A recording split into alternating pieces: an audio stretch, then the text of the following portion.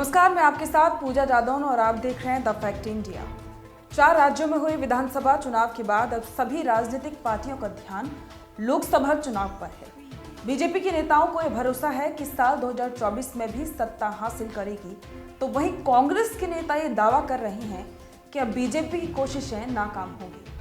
अपने स्तर पर सभी ने तैयारी शुरू कर दी है। जहां पार्टियां तैयारी कर रही हैं, तो वहीं दूसरी ओर अब चुनाव आयोग उससे जुड़ी तैयारियों में जुट गया है। आयोग इस सिलसिले में 7 जनवरी से राज्यों का दौरा भी शुरू करेगा।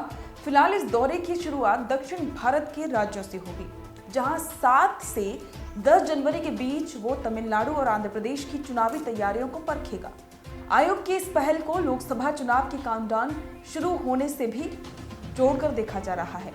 वैसे भी किसी भी चुनाव के ऐलान से पहले आयोग तैयारियों को जांचने के लिए उन सभी राज्यों का दौरा करता है। इस चुनाव में बेहद खास तैयारियां की जा रही हैं। इस दौरान वहां स्थानीय प्रशासन के साथ ही वहां के राजनीतिक दलों के साथ भी बैठक करता है। इस दौरान उनकी ओर से उठाए जाने वाले मुद्दों और दिक्कतों को चुनाव कार्यक्रम को अंतिम रूप देने के दौरान ध्यान रखता है।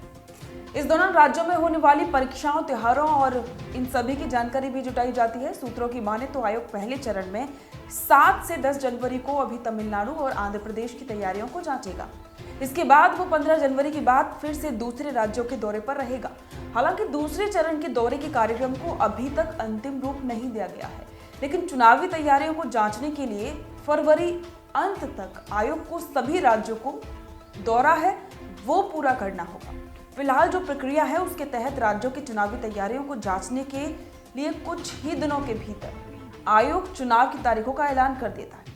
अभी यह निश्चित नहीं है कि निर्वाचन आयोग सभी राज्यों और केंद्र शासित प्रदेशों का दौरा करेगा या नहीं। आयोग उन राज्यों का दौरा नहीं कर सकता है जहां पर हाल ही में विधानसभा चुनाव हुए हैं। आपको जानकारी दे दें कि साल 2019 में लोकसभा चुनाव 10 मार्च को घोषित किए गए थे और 11 अप्रैल से 19 मई तक 7 चरणों में चुनाव आयोजित किए गए थे। मतगणना 23 मई को हुई थी।